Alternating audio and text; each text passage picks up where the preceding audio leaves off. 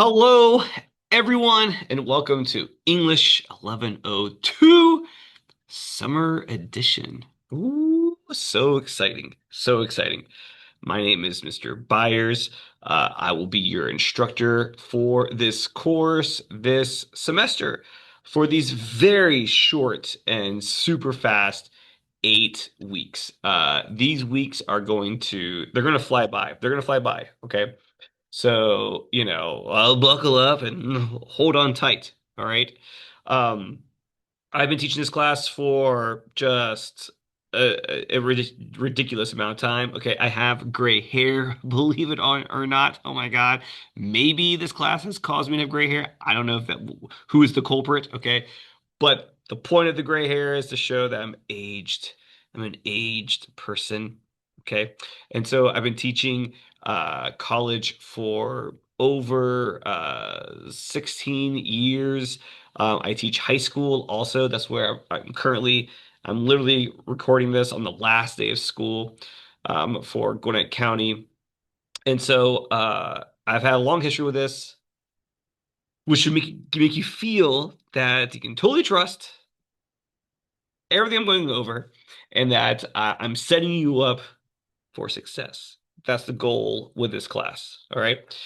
And the point of these lectures. So listen, every week, I will be posting lectures for you to watch.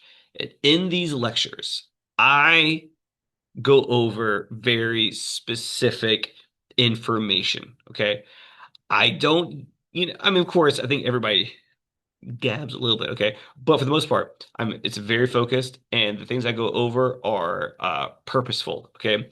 Everything I go over is directly related to the work that you'll be doing in this class. So watching these lectures is a non-negotiable. You have to watch the lectures, or you just get the grade that you get on your work and you don't complain because you didn't watch the lectures. All right. My goal in this class is for every single person to make A's. Okay. I am not a person who doesn't let people make A's, on principle. All right.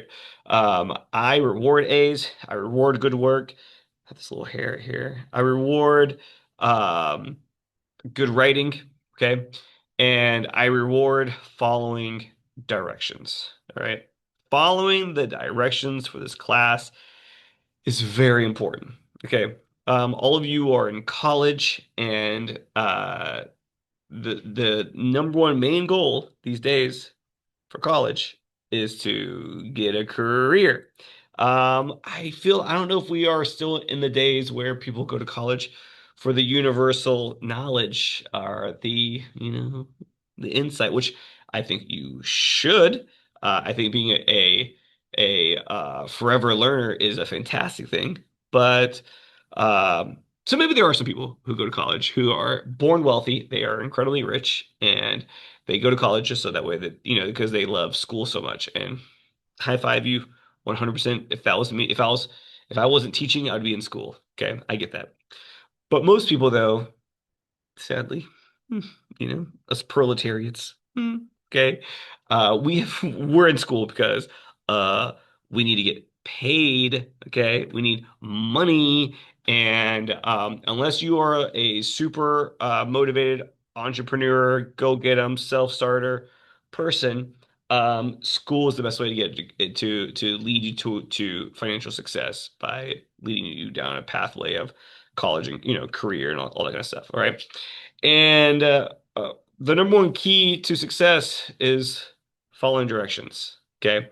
It's hearing what's being asked of you and then producing it. Whether that is you work for someone, you have an employer, they tell you what they need you to do and you do it. Or you are an entrepreneur and you have clients, and then you listen to your clients and you do what they ask you to do and you follow directions. All right. So, so much of this class is about following directions, doing the things I've asked you to do, because when you get a job, you're gonna have a boss who tells you what they want, and if you don't produce what they want, even if what you produce is great, but it's not what they want, then that's not going to be a good thing. All right. So these lectures are the key to that. these lectures ensure that you are doing everything I'm asking you to do, and you're doing it the way I want you to do it. Okay? Because the way I want you to do it is the way that is going to help you out in the future, because that's also going to be similar to the way in which people in other classes are going to ask you to do it. Okay? So number one thing, make sure you watch these lectures, which obviously if you're watching this lecture, then you know that because you're doing it. So I guess I'll say continue to do this. This is good behavior. And I want you to replicate this behavior right here. Okay. All right. I'm going to share my screen with you. Yes. There will be times throughout the lectures where I might pause the recording. So you might notice a little glitch. And that's just that glitch is caused by me having part of it paused it and then getting back to it. Okay. All right. So this is our classroom right here. Ta-da! Here's our classroom. Summer semester 2025, literature and composition, English 1102, 102, English blah blah blah blah blah. And everything else. Welcome to English 1102. Okay. This is where you start every day. All right. Every day. This is where we're going to start. Okay. And here we have content, calendar, announcements, discussions, gradebook, analytics, groups, achievements. The main thing we're covering in this class, don't go to calendar. I'm going to show you where the calendar I want you to only follow. Announcements are important. I will always be communicating through announcements, and then you will receive emails of those announcements. I don't even have any yet. Like this is scheduled to post. Go to announcements, and I will make an announcement, and then I will post it. And when I post it, it will send out to you and be in your email as well. Discussions, I've cut all discussion board stuff out because we only have 8 weeks, and really we only have seven kind of weeks actually, which I'm going to show you in a moment. So we're not even looking at going to be doing discussions. Gradebook is where you'll go to see your grades. Okay. All right. So right here. English 1102 course schedule. This is the most important thing. Okay. Don't go to the calendar. I don't know what's on the calendar. I don't know what yeah, I guess it does have some things that are due. Okay. But it doesn't have the only things that are due on this. The calendar is questionable. I would only stick to the English 1102 course schedule. Okay. Click on this. And we have here summer 2025 list of assignments and due dates. This is supposed to, oh yeah, if you click this caret right here, this downward caret, it will then present it for you, so you don't even have to download it. Okay. All right. English 1102 summer 2025 assignments, lectures, topics, and due dates. Star. Everything is subject to change. Yes. Okay. So this is by the weeks, okay? This is week one. We have week one, week two, week three, week four, week five, week six, week seven, week eight. Okay. Now, if you notice, 527, 602. So these, if you can see my calendar, let's see here. Can I pull up a June 2025 calendar?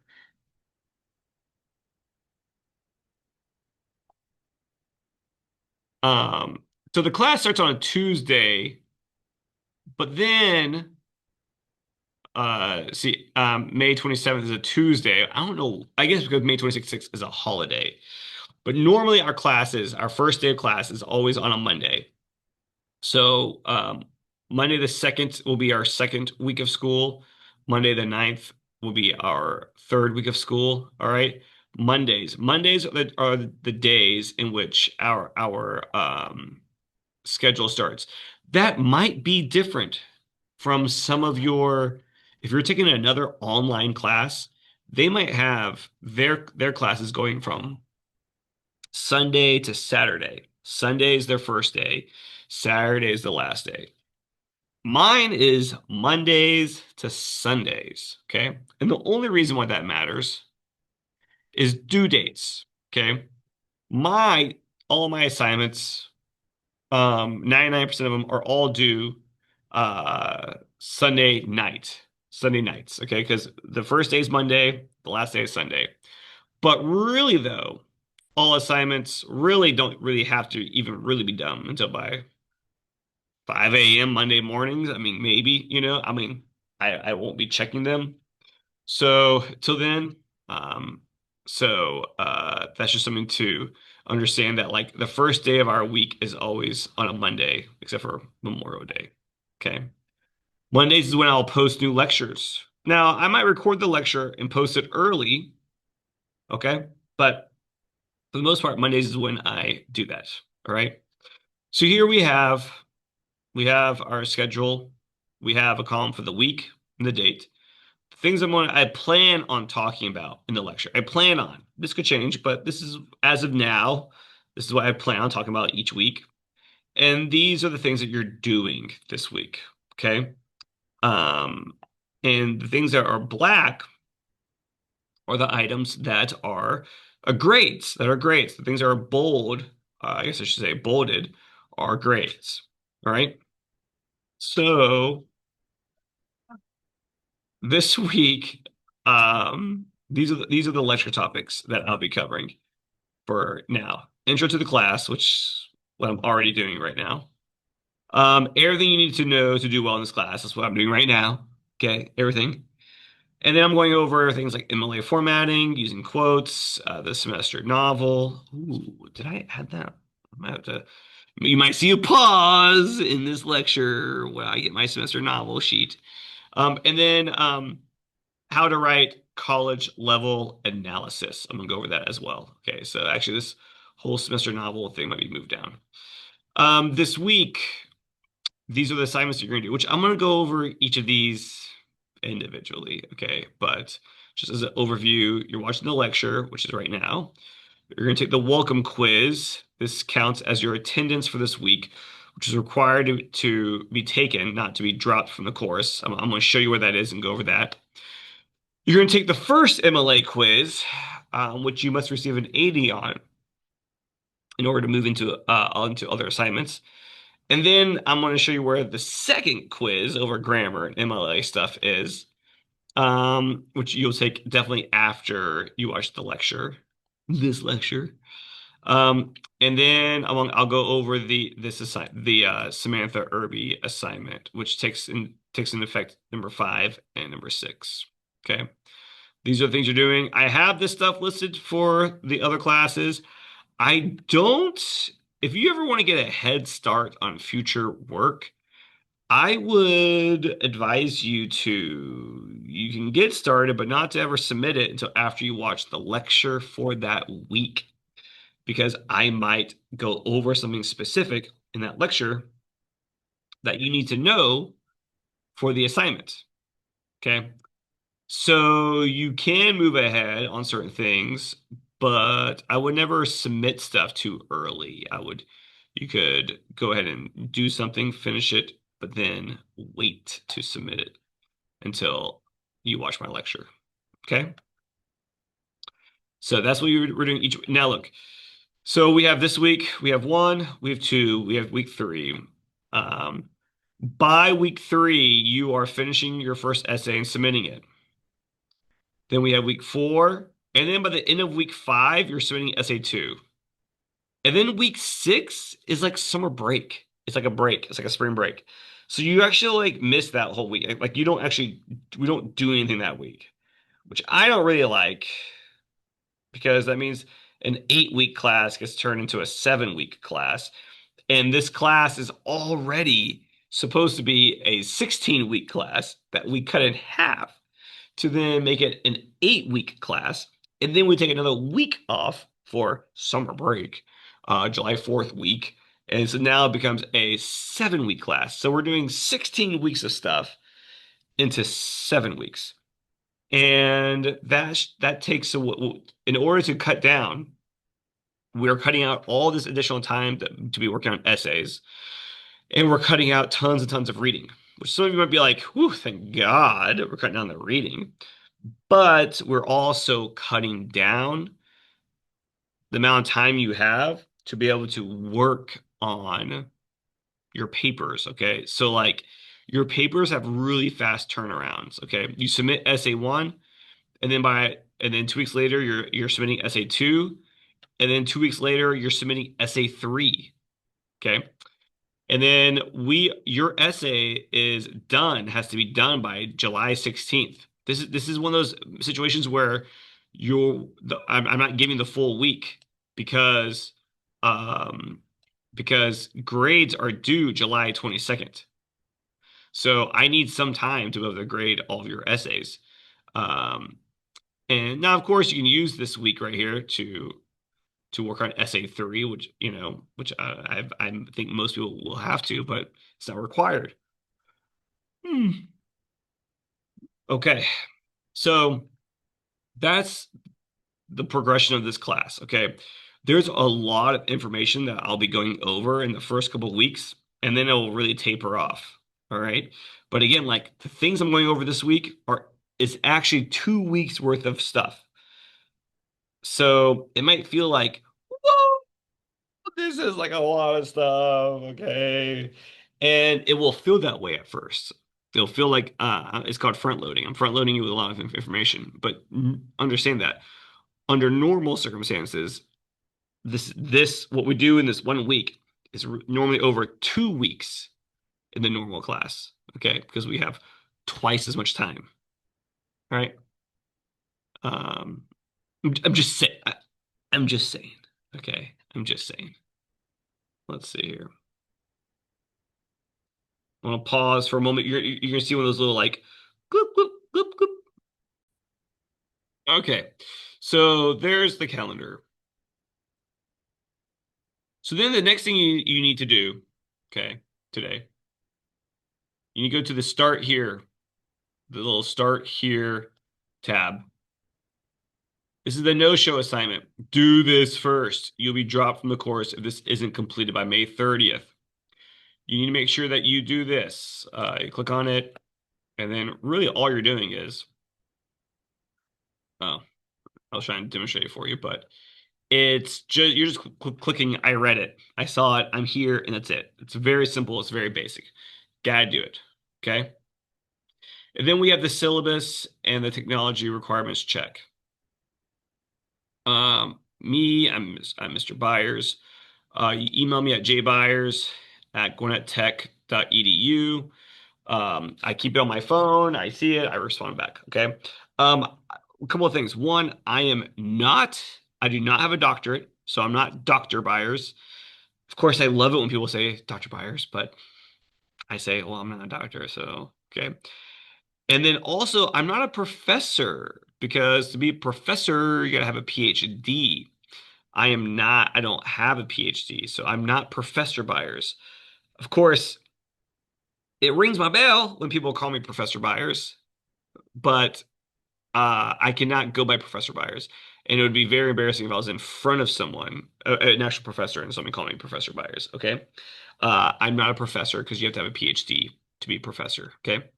I am instructor Byers. You can, if you want a title, it's instructor Byers. I am an instructor.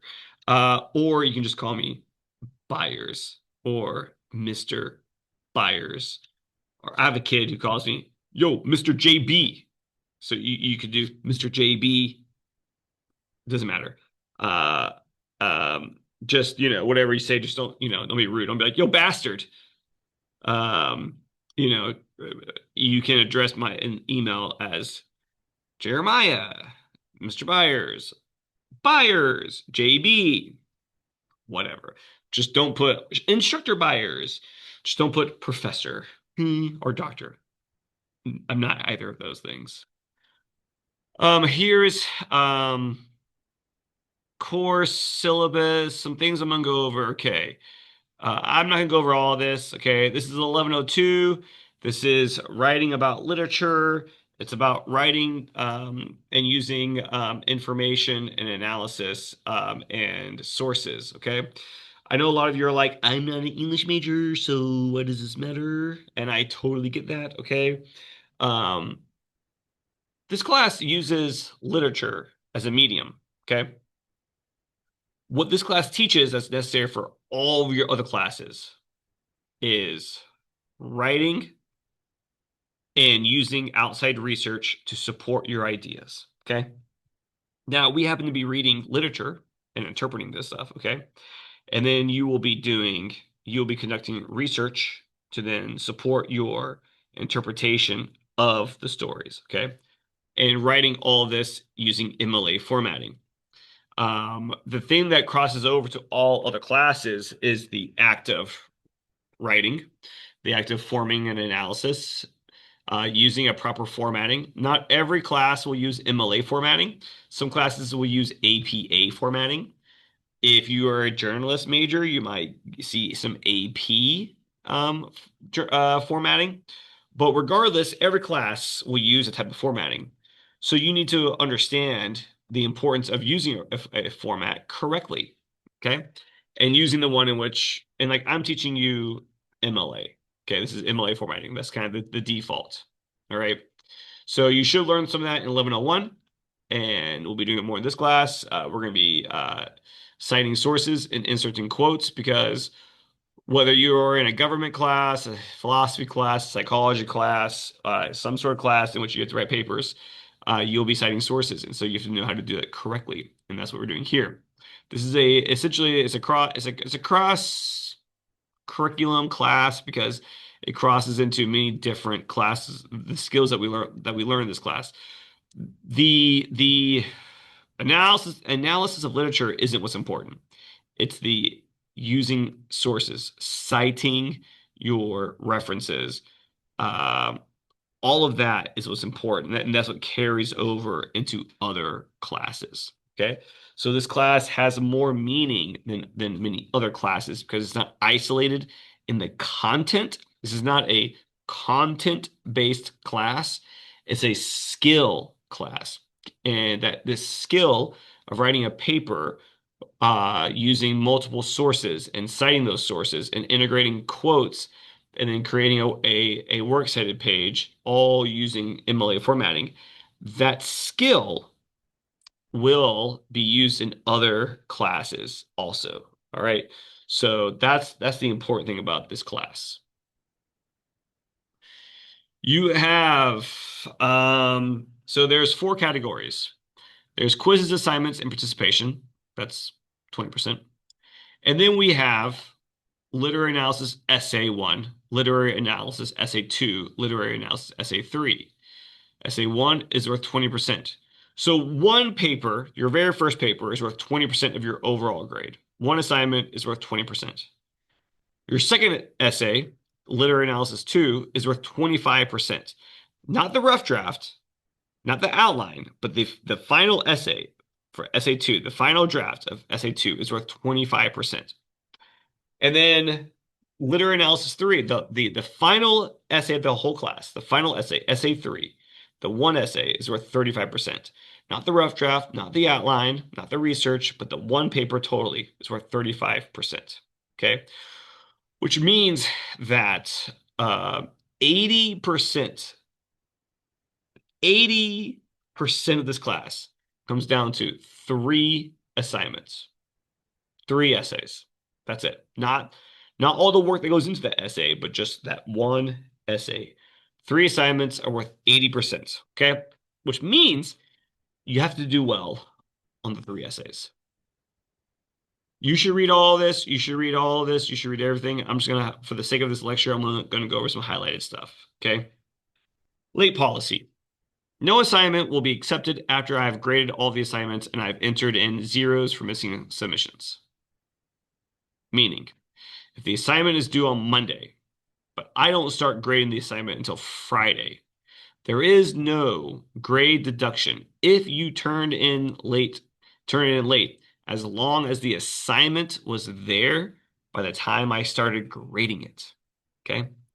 So if the work is done, if the due date is on Monday, I might not be grading it on Monday. I might decide to take my kid to Six Flags on Monday. Okay? And I might decide to grade it Tuesday morning.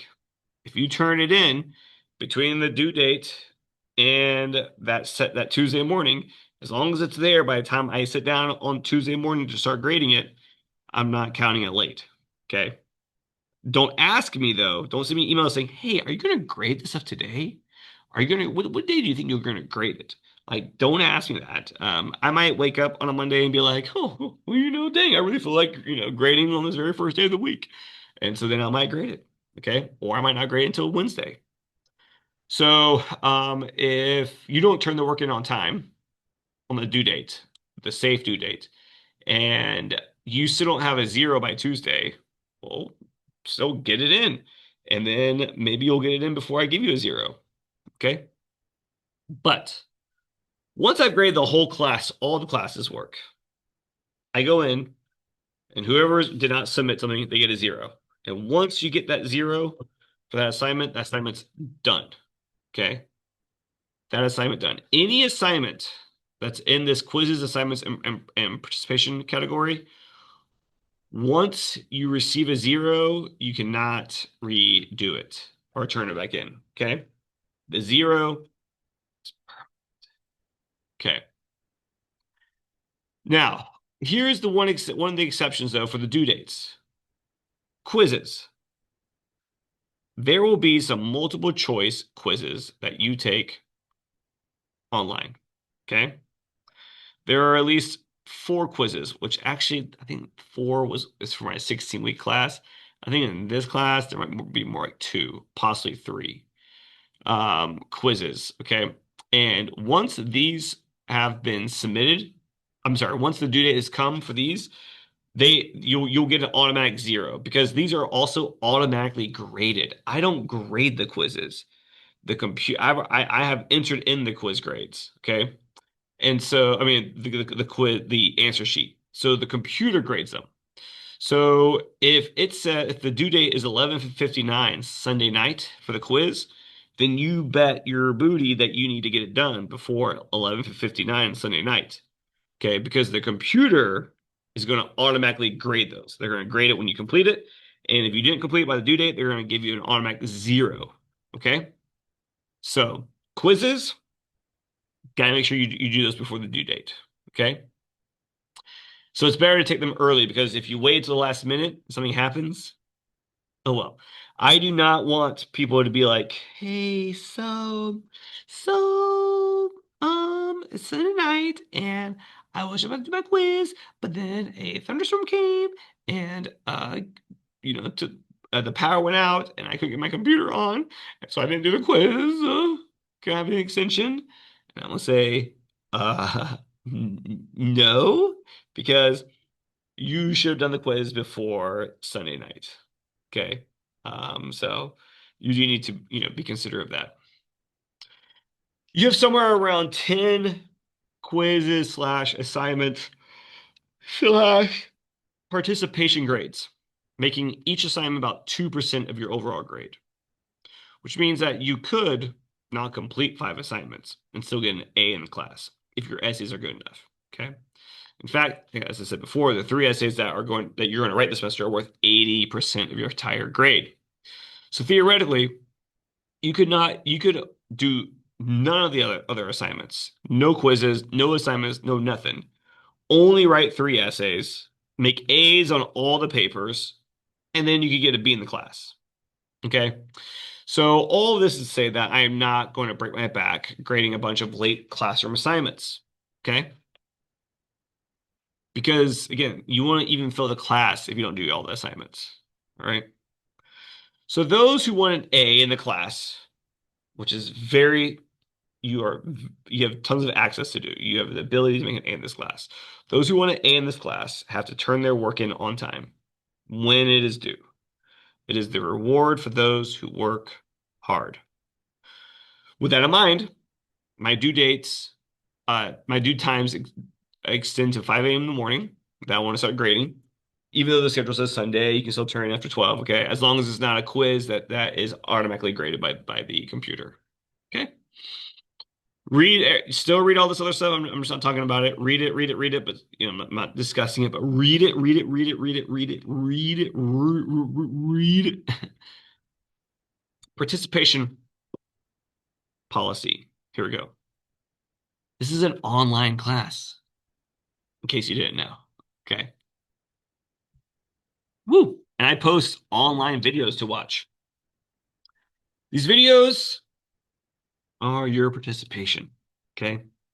When I post video lecture links, it is required to be viewed. Students will be held accountable to anything I discuss in these videos. Any type of specific directions or points that I make in these videos, in these said videos, will be expected to be followed by all students.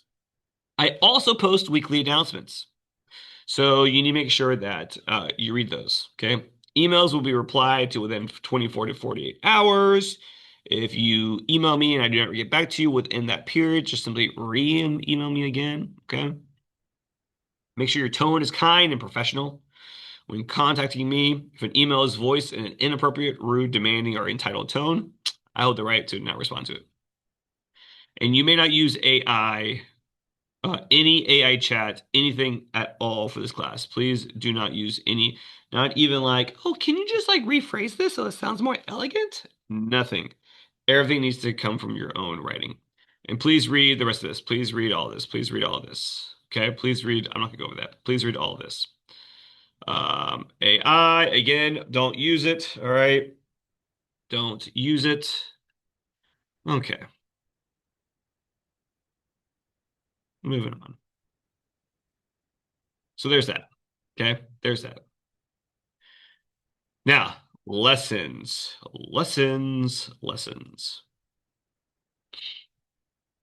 Here is a link to the textbook, which we're not really going to use. Okay. It came with your tuition. You didn't have to pay extra for it. It's just there. All right.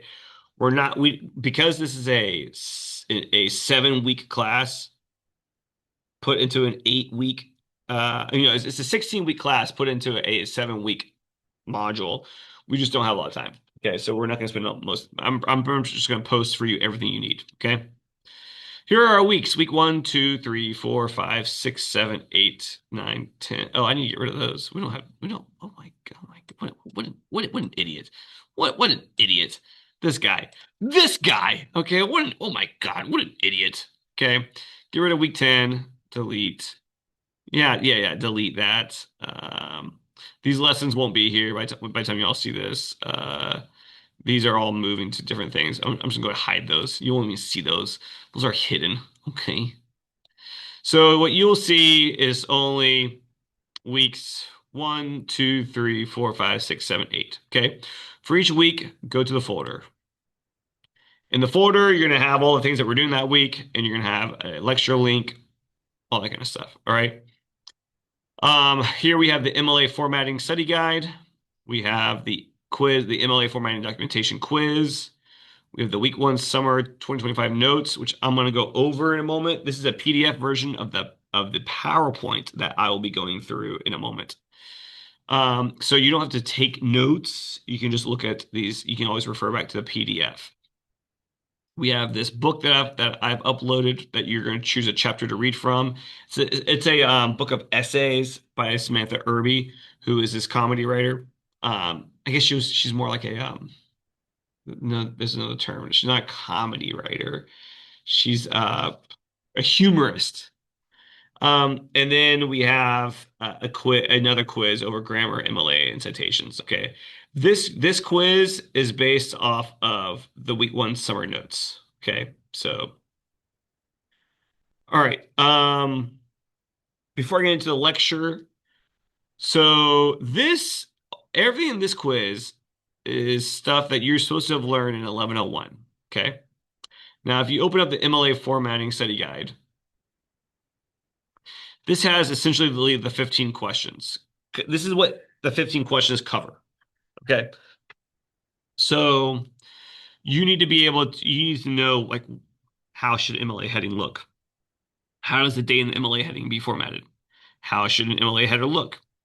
You should be able to know all this stuff because the questions are based upon these questions. All right. Um, so know that before you take this quiz, okay?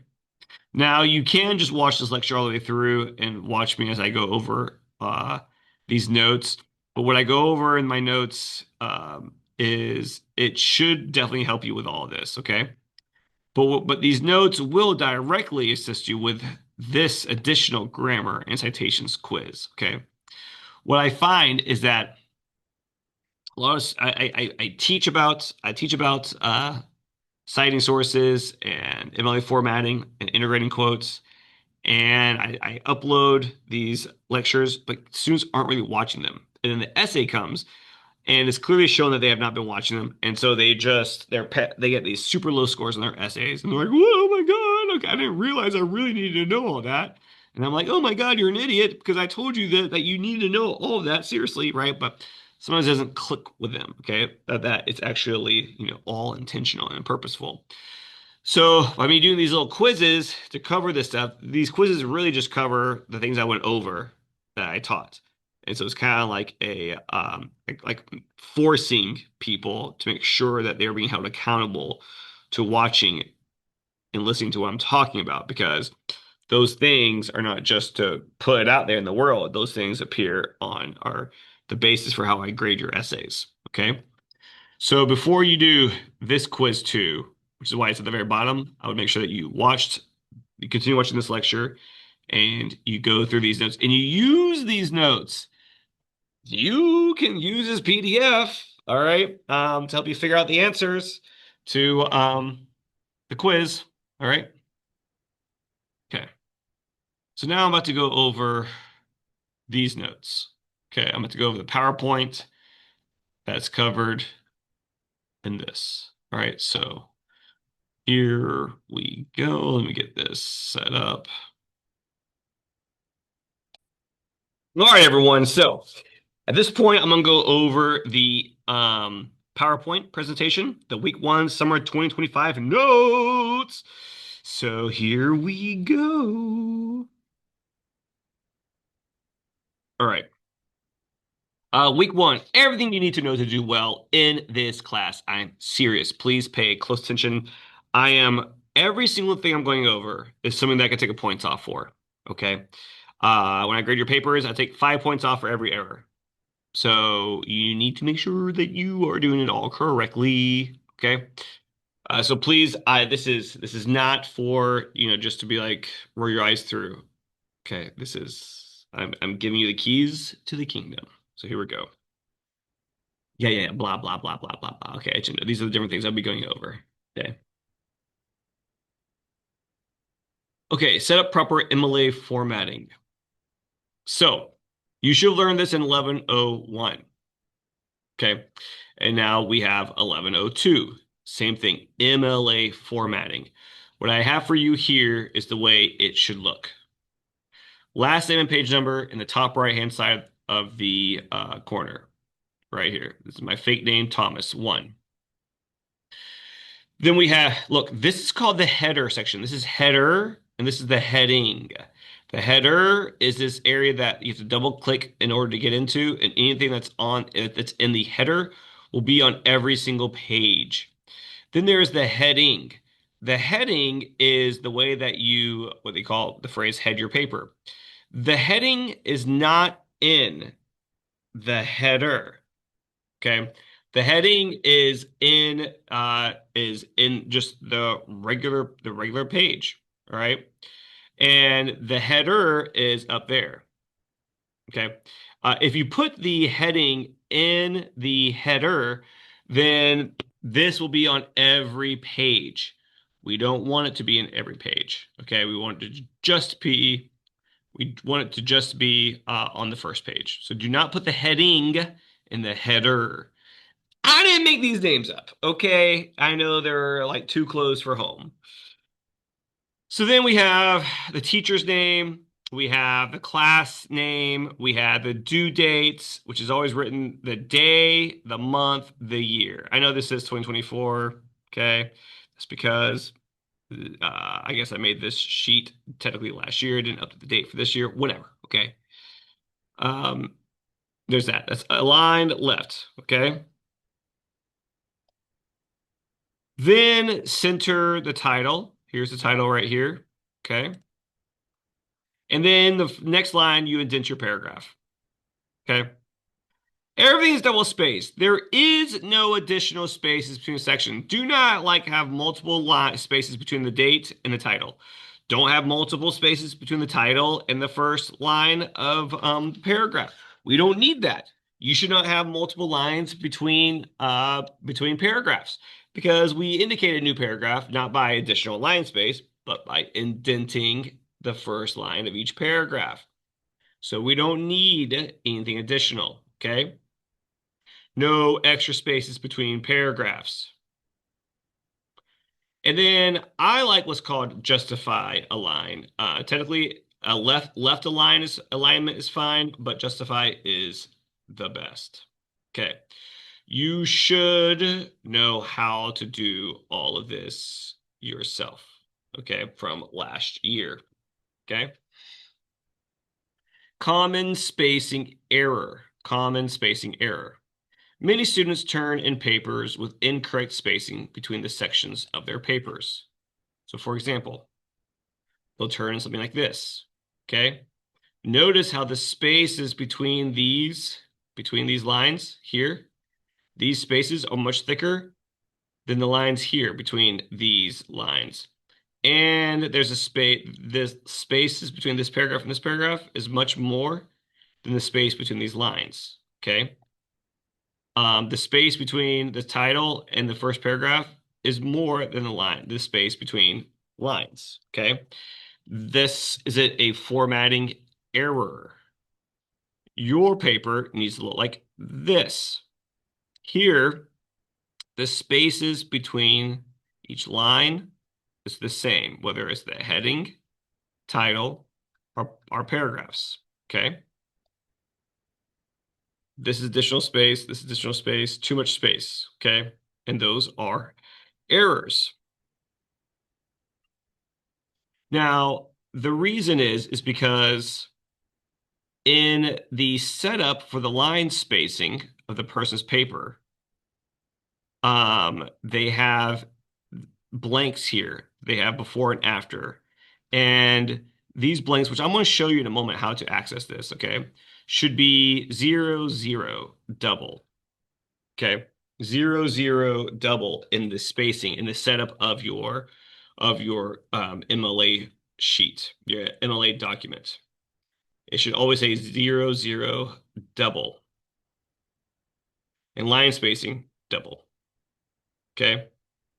So that's how you go from here to something like here. But that's because they didn't set it up correctly originally. So let me stop this for a moment, okay? I think a lot of you use Microsoft, so let's go to Office 365. Yeah, it's still me, bro. Um, yes. Okay. So I'm gonna open up a Word document. I'm gonna go to a blank document. Okay, so here I am. Before I do anything, I'm not gonna do anything yet. Okay. I'm gonna go to layout. Let's see. Yeah, okay. I'm gonna go to layout. I'm gonna go over here to paragraph options because I would just rather see it. All right. So spacing. This is what you need to pay attention to, spacing. Okay. This is already set up incorrect. This is the automatic, I don't know. The default is wrong. Wrong, okay? So before should be 0, yes. After should be 0. Line spacing, not multiple, just double. That's it, double. 0, 0, double. Okay? 0, 0, double. I went to layout. I went to little apostrophes, no, ellipses, dot, dot, dot, and then zero, zero, double. Okay. So now I'm ready to start writing. Okay. Now, before I do anything, I need to insert my page numbers. Okay. So my heading goes here, but I want to double click into my header space. This is the heading space. And I want to go to insert and I want to do page numbers. And I want my page numbers to be at the top right-hand corner, like this. Okay. But I also need my name. So next to that, I push the arrow key over and I write my my name. Okay. And then if I go to another page, it'll say Thomas. Now look, you have to insert the page number, okay? Because it's actually a code. It's a code. See, this is the code right here. Caret number caret. Because if you type one, if you just type one, then when you go to the next page, it will say Thomas one. It won't automatically change. Okay. It's actually a code. So you gotta write the code. So then I get out my header and I go back to my left-hand side and I type my name, Elliot Holmoth. Enter. Type Mr. Byers' name. I don't write doctor. I don't write professor. Okay, Mr. Byers. I have a master's degree, but I don't write masters. That sounds weird. So it's Mr. Or if you love a title, instructor, Byers, whatever you want. English 1102. I don't if this was in person, you would put like Monday, Wednesday, or Tuesday, Thursday, whatever, but it's online, so you don't have to. And then we put the date. Imagine this is going to be for the first assignment that's due. So a week from the 26th is like, I don't know, what is that? June 3rd? No, 2nd. So I'm gonna put the due date to June 2025. Enter. And now I'm going to align. Where is my alignment? This bullets. Oh, here it is. Text alignment. Center. This is going to be my first assignment, which is going to be the Irby assignment, or Kirby. What is her name? Samantha Irby. That's what it is. Samantha Irby assignment. Enter. And then I'm going to here alignment. I'm going to go to justify. There we go. Okay. So now I'm ready to start. I have my MLA page. Okay. And all of my lines are correct. All the spacing is correct. Okay. Because when I opened up this document, first thing I did before I started typing was I went to layout and I went to the ellipses and I did paragraph options and I made sure this says before zero, after zero, line spacing double. Okay. Oh, so beautiful. Oh, so nice. So nice. Okay. So now I have my MLA page set up. Okay. So now when I start to write, I need to make sure that I'm writing collegiate body paragraphs, college level body paragraphs. Okay. So here we are going to go over now constructing collegiate body paragraphs. There are three parts to a paragraph. First part is a claim. The claim is the main idea of the paragraph. It is usually the first sentence. There is only one claim in a paragraph. The rest of the paragraph is just proving and convincing the audience that the claim being made is legitimate and believable. And this should be about 20% of your paragraph. And when we talk about lengths of paragraphs, I don't mean sentences. I mean lines. Okay, not sentences, lines. One sentence could be two lines. Depends on how, if you write a long sentence, or there could be three sentences in one line if you write super short sentences. So We're not thinking in terms of sentences. We're thinking in terms of lines. So 20% of the total lineage of your paragraph can be claim. What comes next is support, contextual support, quotes, references, summaries, paraphrase. Okay. Problem with people, some people don't use any support, so they don't have any proof. They have no evidence for what they're saying. And then other people rely too much on evidence, and 80% of their paragraph is just quotes or summaries. And that's also not doing, that's also incorrect. So 30% of your paragraph should be about 30 to 40% can be support. All right. If you have a 10-line paragraph, only 3 of those lines should be a quote. Only 3 lines. Okay, no more than that.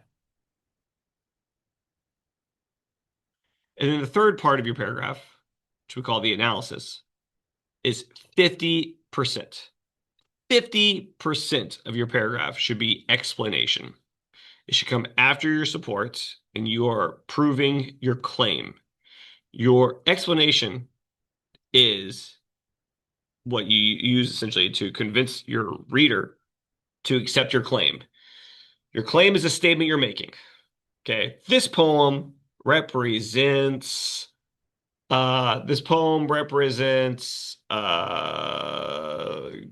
grief.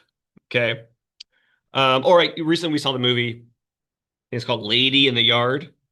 And also talking to my kids about how the lady in the yard or the woman in the yard, how she is the personification of parental guilt. She's guilt. Okay.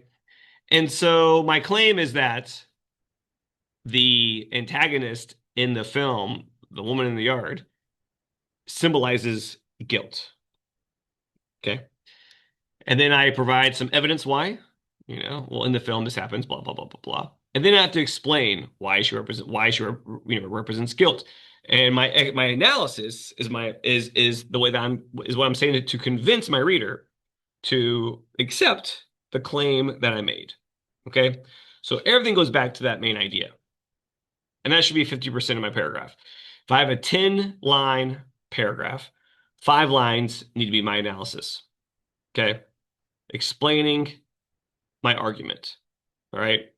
And I win or lose with this paragraph. With this part of my paragraph. All right. Tell your reader how they need to understand the information. Everything discussed here needs to go back to the claim and evidence. All right. So there's actually just one big idea, one main idea. And the whole paragraph is meant trying to prove that main idea. Okay.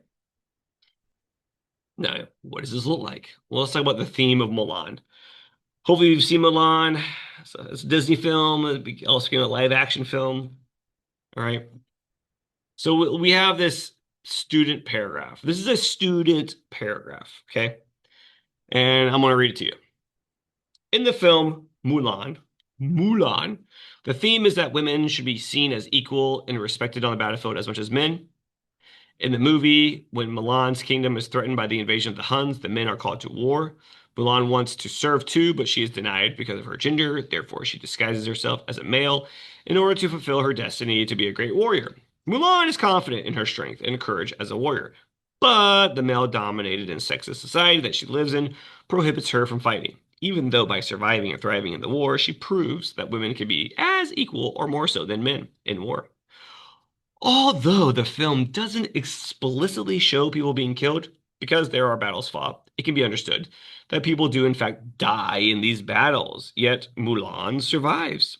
And if it is understood that she is the only woman fighting in this war, then that means she, a woman, has been more dominant in battle than many other male soldiers. With her rising political power as being a princess, combined with the self-assurance and believing that women can handle battle, she'll be a mighty influence in her kingdom at leveling the field of respect paid towards women in battle and society. Okay, so we have this paragraph. It's 1, 2, 3, 4, 5, 6, 7, 8, 9, 10, 11. Ooh, 11 lines. Now let's break it up. The claim. The claim is the first sentence. In the film Mulan, the theme is that women should be seen as equal and respected on the battlefield as much as men. Okay? They should be seen as equally. But that yes, women deserve as much respect on the battlefield as men. Women are just as equal. Okay, that's the claim. The support.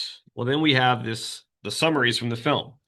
In the movie, Milan's kingdom is threatened by the Huns. Men are called to war. She wants to fight too. She's denied. This is all summary. She disguises herself as a male.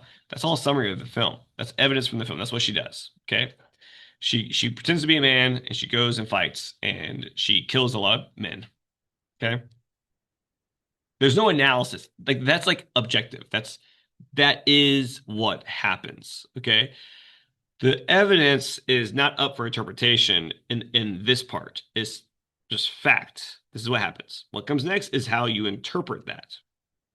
So then we have this whole part about the analysis, this whole chunk, this 1, 2, 3, 4, 5, 6, 7, blah, blah, blah, blah, blah. All right, we have all this. So what it looks like, if we were to highlight the three parts, we would have this is the claim. In the film Mulan, the theme is that women should be seen as equal as men. Okay. Then we have this is our support, and then this is our analysis, the explanation part. Okay. So, things that are stated, things are not stated, but are interpreted as analysis. Okay.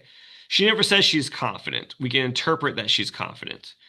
It never says the society is sexist, but the fact that only men can serve is sexist, especially when we have a woman who is powerful, but she can't serve and the only reason why she can't serve is because she's a woman. So that can be interpreted as sexist. Okay. And so all this is the film doesn't explicitly show people being killed. Therefore, we're analyzing the fact that it's more than likely that people are dying because if it's war, people die. Okay. So this is all analysis. It's all interpretation. Okay. Claim, support, analysis. Now, student writing should sound like student writing. Okay. This is big for me when I'm grading your essays. You need to sound like you are writing your papers. That does not mean to do them incorrectly, but it means that your voice should come through. College students, college school students are expected to have mastered basic grammar skills like periods, commas, capital letters, quotation marks, semicolons, etc. Okay. So when I read it, you need to have correct grammar. I will take points off for incorrect grammar. I will teach you a lot of the grammar that I'm gonna be grading you on. And when you do it incorrectly, you will lose points. Okay. So you should master basic grammar skills. Periods, commas, capital letters, quotation marks, semicolons, those things.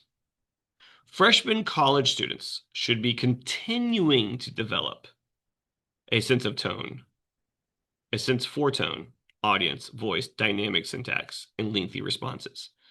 Okay. Continue to develop. You should not sound like a professional writer. Your papers should not sound like professional writers. Sounding is different than being grammatically correct. Okay. So, for example, Mulan was confident that she was strong and brave enough to be a warrior, but the male dominated and sex society that she lived in prohibited her from fighting. But by surviving and thriving in the war, she proves that women can be as equal or more so than men in war. This is an obviously written student sample. Okay. This is a clunky sentence that would probably be edited down and adjusted by a professional editor if it were to be published. But for a freshman 1101, 1102 student, it is original, thoughtful, and lengthy. It is not written in the style of ChatGPT. It reads like a college student who is putting a lot of thought and explanation into their ideas, while also being a bit awkward, as freshmen often understandably are. Okay. The grammar is correct, but the tone and voice is and the dynamic syntax is very unique. Okay. And so like you can use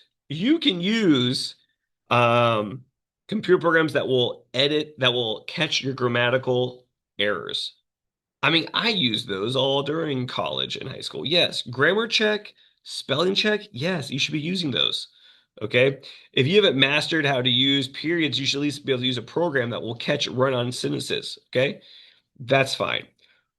The problem is when students use AI to adjust for tone and dynamic sentences, editing down their verbiage, the way that they're speaking.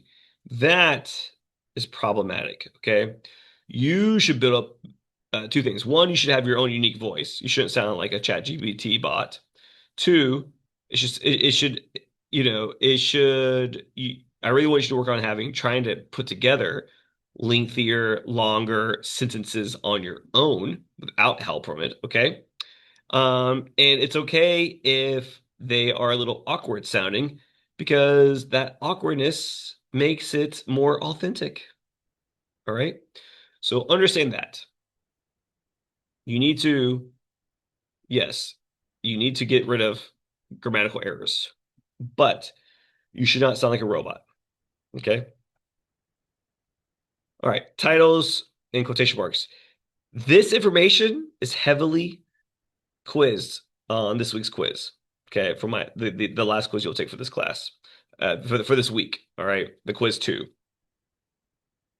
Okay, so this stuff is some of the major stuff, the main stuff that I mark off points for all the time on people's papers. So please pay attention. You don't have to memorize this. You just have to know. Uh, remember to go back to it and make sure that you're doing this stuff correctly. Okay. Titles of short stories, poems, articles, songs, or episodes of TV shows go inside of quotation marks. So, The Story of an Hour is a short story. The Road Not Taken is a poem. Understanding Chopin is the name of an article. Bertha is the name of one of the greatest Grateful Dead songs ever written. The One with All the Parties is the title of a Friends episode. Okay? So titles of short stories, poems, articles, songs, or TV episodes go inside of quotation marks. If you do that incorrectly, you will get points off. Titles of books, publishing websites, films, magazines, newspapers, albums, TV shows are written in italics. Mindhunter is both the title of a book and a TV series that was made based on the book. Star Wars, name of a film and also a book. Rolling Stone is a magazine. The New York Times is the title of a newspaper. American Beauty is both the name of a music album. There's no song called American Beauty, it's an album title, and also the title of a film. The Outsider is the title of a TV show on Max, and it's also the title of the book that it's based on. Okay? Books, websites, films, magazines, newspapers, albums, TV shows are in italics. And that's important to you because you will be writing titles in your papers, both in your essay when you are leading into a quote, and you'll be writing titles in your works cited page. So if you put a film in quotation marks, you're losing points.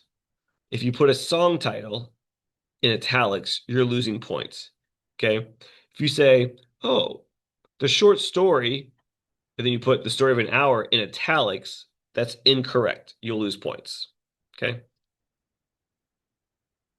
If you print it off, maybe, probably did not. The notes, highlight this one. This is a very important slide. So, for example, imagine you're writing an essay, and you're using this source, The Atlantic, and you're using the article Our Once Abundant Earth by John Reed. This is how it'll look if you are mentioning these in your paper. The publisher, the article title, the author. The publisher is The Atlantic. It's in italics, The Atlantic. The article title is Our Once Abundant Earth. It's here. So it goes in quotation marks. And then the author is John Reed. Okay? Punctuating quotation marks. Okay, so listen. You might use quotation marks around titles, or you might use quotation marks to quote something, to pull a direct quote from a source and use it in your paper. Okay? So commas go inside of quotation marks always. So if you're talking about an article, you're talking about a song, you're talking about a chapter from the book that you're going to be reading this week, you put those in quotation marks, and then if you have a comma or period nearby, you put those periods or commas inside the quotation marks. So in the story of an hour, comma, quotation mark, the protagonist dies of a heart attack. Spoiler! Spoiler! Okay, commas go inside. All right. If you in on a quote and you don't have a parenthetical citation, the period goes inside the quotation mark, like this. This is incorrect. This is correct. I couldn't believe that she died from a heart condition. Period. Comma. I mean, quotation mark. Okay. Now, here's something that's also important. If you printed these up, you might want to highlight this. Quotes within a quote. You have a quote, but then you have quotation marks within that quote. Use singular quotation marks, which are actually just apostrophes. What does that mean? Hillary Armstrong discusses how, now we have a quote, we have quotation mark. When a person is in she now is quoting something. So, but instead of these double quotation marks, see, double, using singular. When a person is seeing red, they are actually experiencing nerve damage caused by an increase of blood flow to the brain. Period, quotation marks. So quotation, and then instead of double quotation marks here, they're singular. Okay. A lot of people will randomly just use singular apostrophes in a sentence for a quote when that quote's not inside of another quote. Like this heart condition right here, people will just do a single apostrophe for each of these, and that's incorrect. And then people want, when they have a quote within a quote, they'll do double quotation mark and then double quotation mark, double quotation mark, and then double quotation mark. And that's just as equally incorrect. All right. It's double, single, single, double. I believe that's going to be tested on the quiz too. Okay. All right. So, for example, let's say you read this article, three-quarters of teens feel happy away from their phones, and you're going to put it in your paper. Okay. You're going to need to cite it correctly. It's by Psychology. It's from an article published on Psychology Today. So the publisher, Psychology Today, italics, Psychology Today. Title of the article, well, it goes in quotation marks, quote and quote, but then we already have some double quotation marks. So these two quotes now turn to singular quotes. Singular. See, double, three-quarters of teens, singular, feel happy, singular, away from their phones, double. Okay, so this class is about reading stuff and then writing about what you read. And not just writing about what you read, but then using outside research to argue what you read. So you'll be using outside sources, which then you will have to do what's called cite your sources. Every time you quote someone, you are going to have to state that you quoted them. Okay. And leave a little note to the reader that this is not your idea, this is someone else's idea. Okay, in-text citations. So MLA format follows the author page method for in-text citations. Okay. So this means that the author's last name and the page numbers from which the quotation or paraphrase is taken must appear in the text. So what this means is this, all right? Every single thing you write this semester is going to be referring back to what someone else has said. You are going to be talking about what a person said, and then also furthering that idea. All right. So, for example, this sentence right here. Wordsworth stated that romantic poetry was marked by a quote, spontaneous overflow of powerful feelings, quote, period. Okay. You are talking about the idea by Williams Wordsworth on poetry. Okay. You took his quote. When you are quoting a person, you have to always state their name. You can state their name directly in the sentence, like this. Wordsworth stated that romantic poetry was marked by a spontaneous overflow of powerful feelings. Or you can quote them without saying their name in the sentence, and you just throw their name at the end, and what we call a parenthetical citation. Parenthetical is just the adjective form of the word parentheses. Parentheses. So here we have romantic poetry is characterized by the quote, spontaneous overflow of powerful feelings, quote. And then we have this parentheses, Wordsworth. The 263 refers to a page number that maybe you read this quote from. You read a book with Wordsworth said this, and this is the page number. If you don't have a page number, if you read this online, if what you read was online, there is no page number, then you leave it blank. You don't include a page number. It just ends. It's in this case, this first case, this period would be right here after this quotation mark. And or here in this case, the period would you would have a parentheses and then a period. This would be blank. There would be no number here. Wordsworth extensively explored the role of emotion in the creative process. That's him also. If you're paraphrasing a quote, you're not directly quoting them, you're summarizing what they said. You have no quotation marks, but you still cite the source. You still say who came up with that idea in the first place, even though you don't have actual quotation marks. Because they didn't use any of these actual words in that statement. But this is the main idea. Okay. So, every sentence that contains a quote must include the author's name, either in the sentence or in the citations, but not both.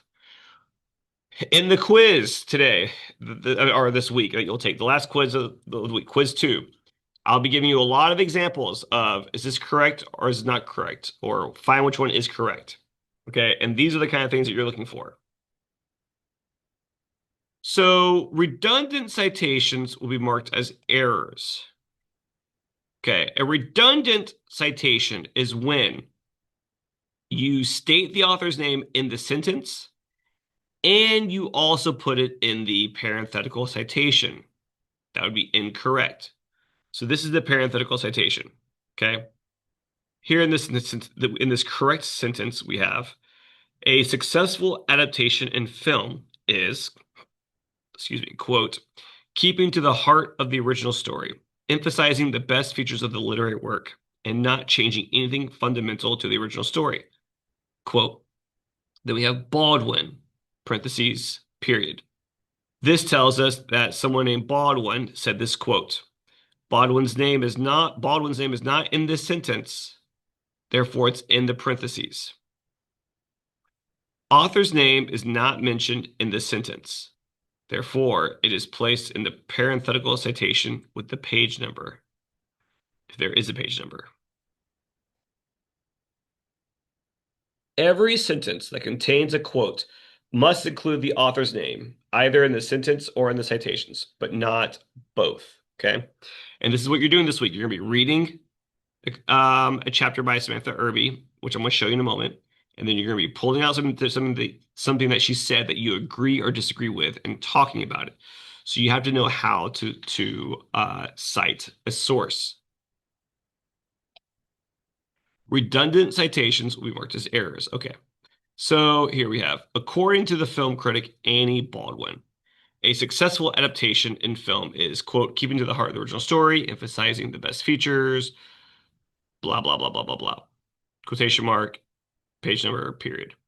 Okay, so this is correct. Annie Baldwin's name is stated in the sentence, and her last name is not stated in the parenthetical citation. So this is correct. This is a correct example.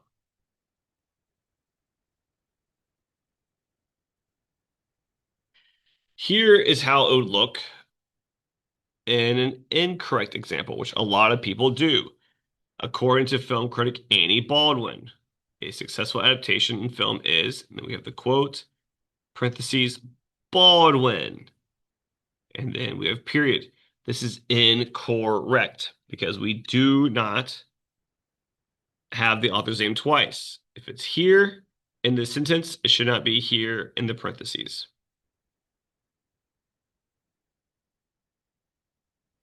Sometimes you have sources with no authors. Staff or groups or organizations are not considered authors. This website right here, Psychology Today, which you can use in your papers. But here, though, this says this entry for psychoanalysis is reviewed by Psychology Today staff. This is considered to have no author, okay? Because it's not a human name. If a source does not have a specific person's name accredited to the source, then place the name of the article in quotation marks and parentheses. So if you're putting it in a sentence, you're citing a quote from here, you would have in parentheses and quotation marks psychoanalysis, because we put titles of articles in quotation marks, even when you're putting those in a parenthetical citation. So let's say you're writing a paper on David Driscoll, the artist, and you're using this source, okay? There is no actual writer for this source. If the article of the art, if the title of the article is longer than 3 to 4 words, then shorten it in the parenthetical citation.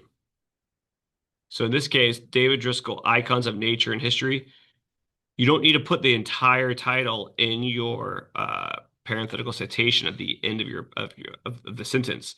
You can just put the first 3 words, David Driscoll Icons, in quotation marks. All right, so let's say you had this sentence. You were writing, David Driscoll wasn't just a professor, curator, and author, but he was also, quote, recognized for his vibrant and versatile painting and printmaker, end quote, parentheses, quote, David Driscoll Icons, quote, parentheses, period. Okay? You will be quizzed over this. So putting all that together. This week I've posted a PDF copy of this book. Whoa, no thank you, by Samantha Irby. It's a book of essays. You can pick whichever essay sounds interesting to you to read it. All right? And then you're going to be writing about it. Here's an example of something that what you might write. In the essay, Love and Marriage, from her book, Whoa, no thank you, Samantha Irby tries to dispel any overly glamorized notions of marriage when she very bluntly writes, comma, quote, everything is boring. You're boring. There's a 95% chance your wife is pretty boring. And going to a singular quotation mark, wonderful country inn, in quotation, is probably definitely totally fucking boring. Quotation mark. Page number. Period. That has all, of course, this paragraph is not done yet. This is just one sentence, okay? But we have the title of the article of the chapter. It goes in quotation marks. Title of the book goes in italics. We have a quote attributed to her, Irby, and then we have a quote within a quote with this singular wonderful country inn. Okay. So, there you go.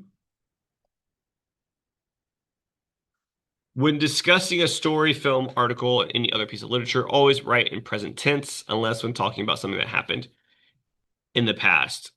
within the story. Okay. So when you're writing for this class, everything that you should be writing about should be happening right now. Okay. When Janine sees the guard, she hopes to get his attention. Versus when Janine saw the guard, she tried to get his attention. No. Okay. All right. So here we have an example of someone using quotes. Okay. This is the type of writing you're doing in this class. This is pulled from a student essay. All right. I'm putting this for you week one so you understand where we're going. This is the expectation for this class. You're going to be analyzing things using outside sources. You're going to be integrating quotes, and you're going to be making sure that you explain it all. Okay? So I'm going to read it to you, and then I'm going to show you the division of how this is divided up into claim support analysis. All right? Here we go. And this is 1, 2, 3, 4, 5, 6, 7, 8, 9, 10, 11, 12, 13, 14, 15, 16, 17, 18 lines long. Here we go. The film and book both provided accuracy in showcasing the psychoanalytic critical lens of a schizophrenic. Max Weiss, the editor-in-chief of Baltimore Magazines, says, quote, Adam's schizophrenia is not cured. There is no cure, nor is this one of those films where a mentally ill person throws away his pills because he's his truest and most creative self when he's off them. Adam only ever wanted to be normal and not be a burden to his mother. However, because there is no cure for his chronic mental disorder, he consistently fought with his inner thoughts, believing that he wasn't the illness itself. A psychoanalytical lens sheds light on the contradictory and complicated nature in human desires. This theory was developed by Sigmund Freud in order to interpret various aspects of human behavior, among other things. He believed that unconscious forces influence overt behavior and personality. He believed that childhood events and unconscious conflict shape a person's experience in adulthood. Psychoanalysis. Period. Understanding this lens provides a deeper analysis in exploring themes and different dynamics. This is seen in words on bathroom walls as Adam's true feelings rise to the surface. When Maya got to know Adam, she began to break down his walls in a way no one had before. This caught him off guard, but he also felt a realm of safety when he was with her, feeling as though he could reveal his disorder. Adam's initial reaction was to tell her, but he chose to keep his schizophrenia a secret because he didn't feel it was fair to ask her to stay. Fear of judgment and rejection caused his hesitation in Adam, opening up to Maya. He also did not want their dynamic to change, causing distance. The back and forth of what his head and heart want that deepens in understanding when seen through the critical lens of psychoanalytic. Okay, this is a film analysis. This is what you're actually going to be doing at the very end of the semester. So looking at this student example, we have here the breakdown of claim support analysis. The film and book both provide accuracy in showing the psychoanalytic critical lens of a schizophrenic. Okay, that's our claim. And then we have 5 lines of support mixed in with 9 lines of analysis. Okay, and which is about 60%. So this hits the required length, the breakdown. It's thoughtful. It's writing titles of magazines correctly. It's citing sources, articles correctly.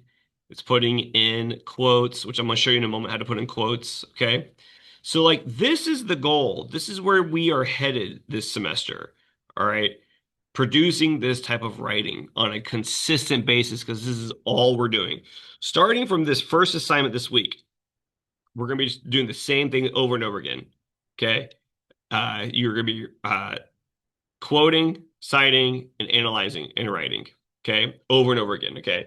The classroom assignments are just short versions of essays. So this is what we're doing. I just want to make sure that you are completely efficient, but when you leave this class, that you can write a lengthy paragraph, that you can pull sources in, that you can cite those sources correctly, that you can integrate quotes correctly, and then later you can also create a works cited page so we know how to check those references if we want to.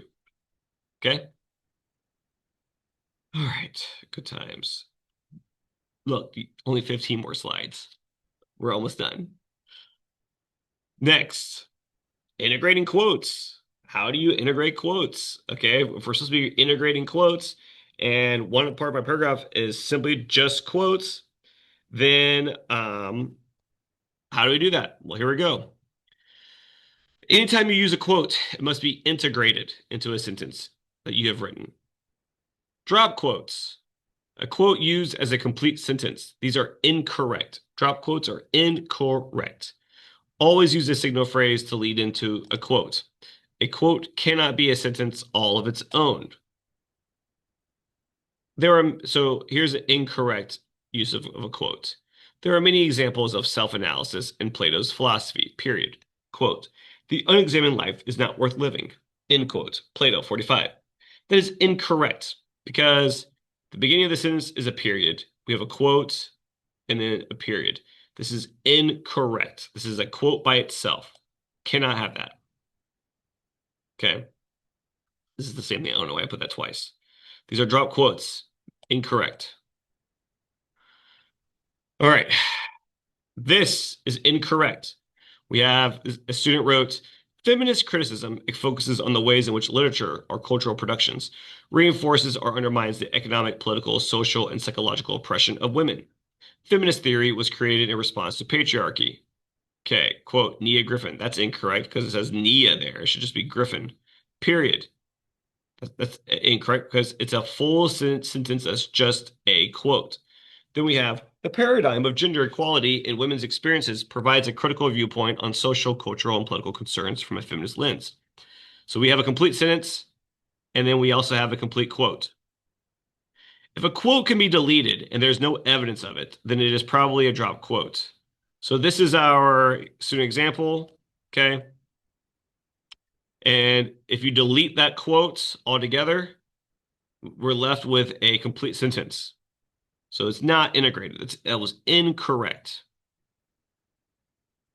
So there are two ways to integrate quotes. One is the use of a signal phrase in a verb. In the article, comma, the irony is lost in translation. Film critic George Flicker, writing for the Hollywood Inquirer, comma, argues, comma, the problem with Romeo and Juliet is that it ignores the fact that Shakespeare's play satirizes and makes a fool of the hyperbolic stage of adolescence.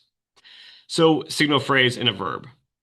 In the article, Flicker writes, or Flicker argues, that's our verb, argues, and then we have a quote. Okay. Now, this in this sentence, we have the article title, which you should include. We have some sort of sense of who George Flicker is. He's a film critic, okay? Teacher, writer, whatever. We should know we should get some sort of context of who George Flicker is, okay? And then where did he write this? Oh, the Hollywood Inquirer. Okay. So we have a lot of good information and we have a signal phrase. In the article, he argues, and then we have a verb, argues, and then we have the quotes. So that's great. We can also integrate phrases and parts of a quote into your sentence. So taking the same thing, but then instead, though, writing something like this. What makes Romeo and Juliet so cringy is how it, quote, ignores. See, that's pulled from right here. Ignores, quote, the satire of the original production that was aimed at highlighting the, quote, hyperbolic stage of adolescence, quote, which is pulled from right here, hyperbolic stage of adolescence, and instead tries to convince the audience that we should actually feel pity toward these kids who commit suicide. And then we have, in quotation marks, Flicker's name, because these are his words. Just taken, instead of having this direct quote, we have parts of the quote integrated into essentially my analysis of what Flicker had to say. Okay? So you can have a signal phrase and a verb and have a longer sentence, or you can break that quote up into little chunks and put it in different parts of your paragraph, of your own sentence. which I mean, honestly, number two is the harder and more, it's seen as more high quality writing, just so you know. Verbs that can be used to introduce quotations before they appear. You can say, the author comments, the author describes, explains, illustrates, the author points out, relates, thinks, writes, analyzes, contends, defends, disagrees, whatever. Okay. When introducing a quote after a verb, there needs to be a comma after the verb and then a capital letter for the first word in the quote. This is tested on the week two quiz. Okay. This exact thing is tested on the week two quiz. So please pay attention to this. This is an example of a sentence. In the article, comma, quotation mark. The irony is lost in translation, comma, quotation mark. Film critic George Flicker, writing for the Hollywood Inquirer, argues. Here's our verb. So now we have a comma and a capital letter. Comma, capital letter. Verb, comma, capital letter. When introducing a quote with a non-verb, then there should not be a comma after the non-verb. And the first letter of the word in the quote should not be capitalized unless it's a proper noun. So here we have the same kind of setup, but then we have discusses, which is a verb, but then we have this word how. We don't have a comma, we have how. Discusses how, quote, the problem with Romeo and Juliet is that it ignores the fact that Shakespeare's play satirizes and makes a fool. Okay? When we have this how here, this how disrupts this arrangement. And so we no longer need a comma and we don't have a capital T. It wouldn't be discusses, comma, how the problem. No, that's incorrect. Okay.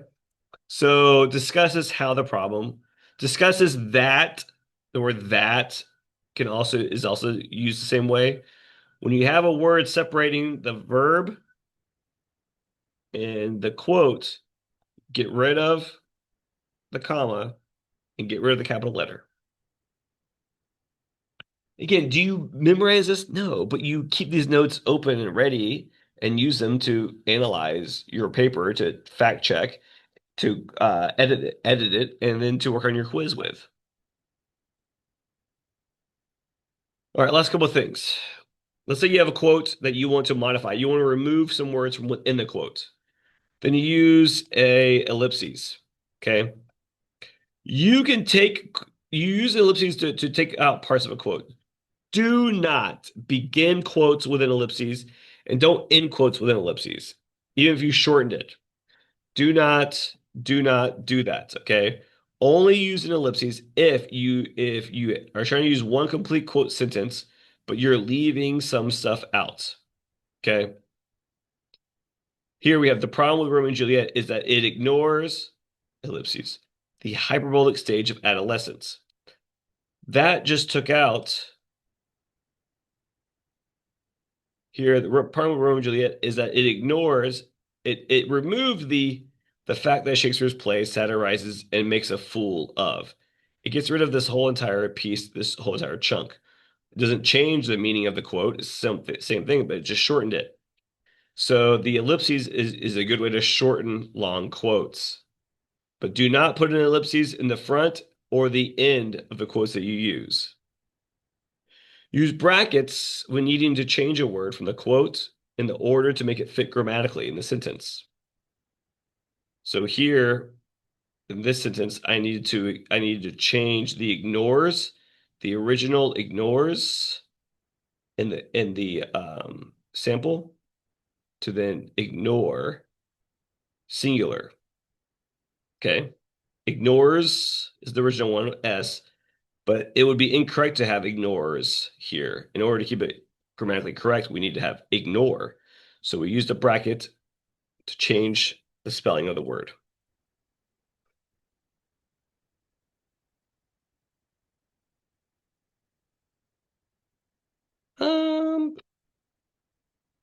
If you have a really long quote that you like, all right, don't use the whole quote. Don't use a long quote in here, but you can break it down to smaller pieces.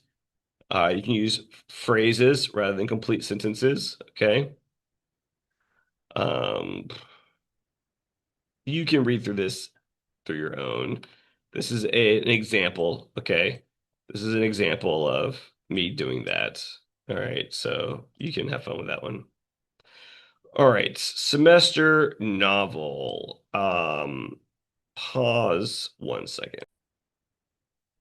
Okay. So, um, for this class, you will need to, okay, let's see here. For essay three, you are writing a film adaptation essay, an essay where you discuss the adaptation of a book that you read this semester, okay? This summer. So you will have to get a book, read it, and then watch the adaptation of it, whether it's a TV show series or it's a film, and then you're gonna be writing essay three about it. But in order to do that, you need to have read the book. Okay? Read the book. So, I already see. Okay. So paper three will be an analysis of a novel that has been adapted into a film or TV series. You'll spend the next 6 weeks reading and watching it. The book needs to be completed by the start of the seventh week. I would suggest a book in 300 pages range or less, which would require around 50 pages a week, roughly 10 pages a day, with 2 days a week of catch-up time. So that means like no Harry Potter, no Game of Thrones, no, not even Lord of the Rings. Well, maybe Lord of the Rings, okay. But no Stephen King's It, which is a great book, okay, but nothing. I would suggest shorter rather than longer. Starting sooner than later is highly recommended. Okay. Um, by next week, you will have to complete the independent novel sign-off form, where that's just holding you accountable that you have picked a book, that you found a book, and that you're going to be reading that book. Okay. You will tell me what book you are reading, the author, is it a film or TV series, and so forth. This should not be a book that you have read before. It is summer. Try something new. Okay. I have some books that are PDF that I will upload into a folder, and you can choose from those as well.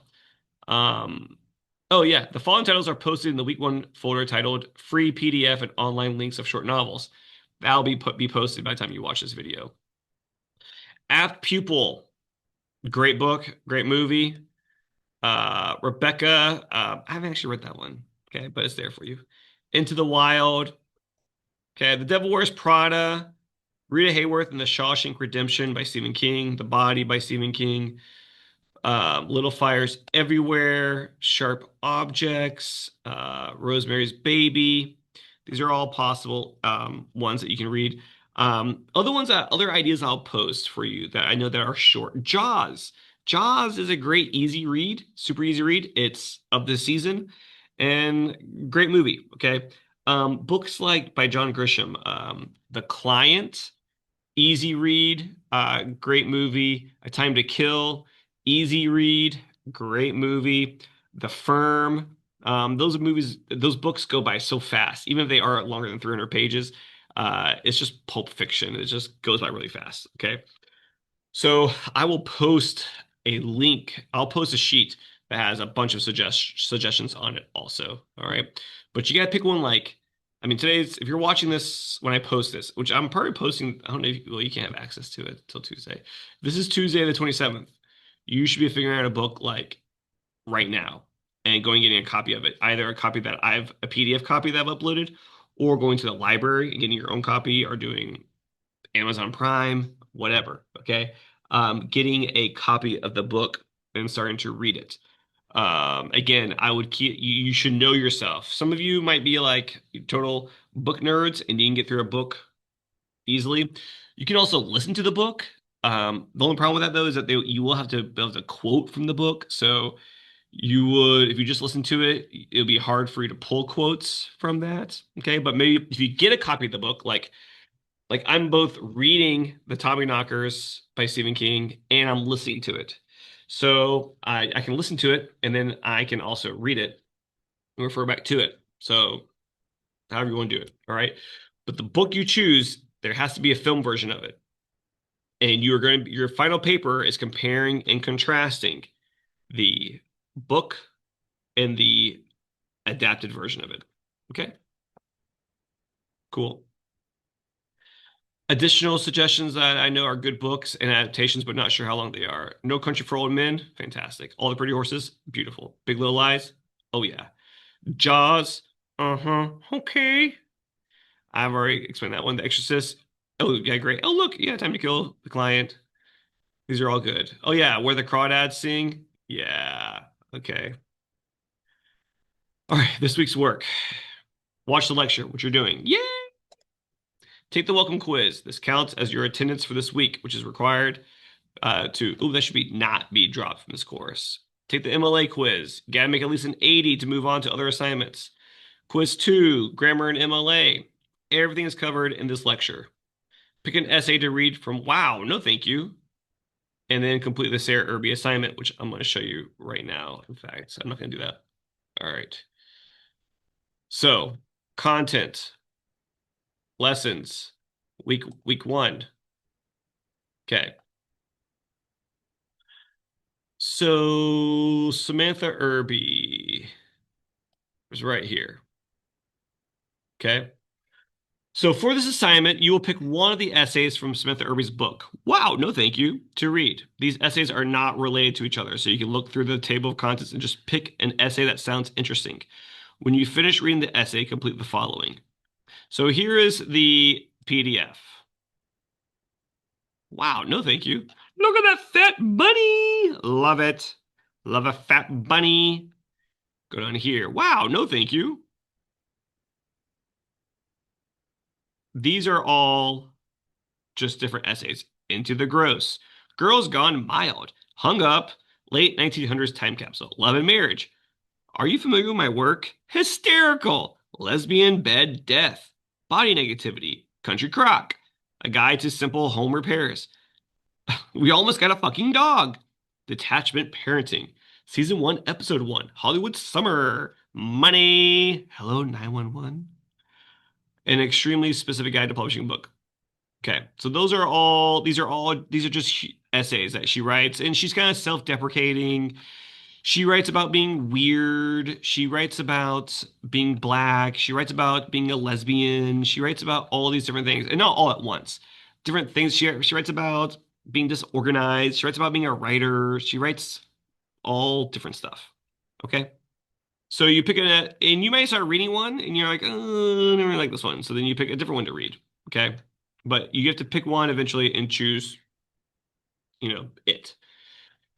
So you're going to go on to um, a Word document. You can use the Microsoft 365, whatever that I demonstrated up here. Okay. And you're going to make a properly formatted MLA Word document. Make sure it has a title. You will write 2 collegiate paragraphs. The first paragraph will be explaining in your own words what the essay was about. You will need to include the name of the book, the name of the essay, and 2 quotes that speak to the essence of the essay. The quotes need to be integrated correctly. So you got to integrate the quotes into sentences and discuss them. The second paragraph will be about a quote from the book that you want to comment on. You can pick something that she says that you agree with, disagree with, or that you find interesting because it reveals a perspective you didn't previously have. So 2 collegiate paragraphs. And I'm going to tell you, a collegiate paragraph is not just claim support analysis, but it's also long, like half page. A half page paragraph is a good paragraph. A half double space page. These are things that I will be grading you for. Can I talk? I'm gonna grade this first assignment like I'm grading an essay. But this first assignment is only worth 2% of your overall grade. You could complete it, turn it in, and make a 50 on it and still get, 1 point. It only affects your grade by 1 point. Okay. It's not worth a whole lot, but it's good practice. Okay. So I'll be grading for proper MLA formatting. I'll be grading it for well-organized paragraphs, claim support analysis. I'll be grading it for properly writing and punctuating titles of books. I will be grading it for properly writing and punctuating titles of articles or essays. I'll be grading your integration of quotes, your using parenthetical citations, your middle school level grammar. I'm going to grade it like an essay. And I'll take 5 points off for every error. Because this assignment ultimately is worth so little to your overall grade, I'm going to grade it harshly because you do not want me grading for the first time something that is worth 25% of your overall grade. You want me grading something harshly that's only worth 2% of your overall grade. Okay? So the grade you make on this would reflect if this was an essay. All right?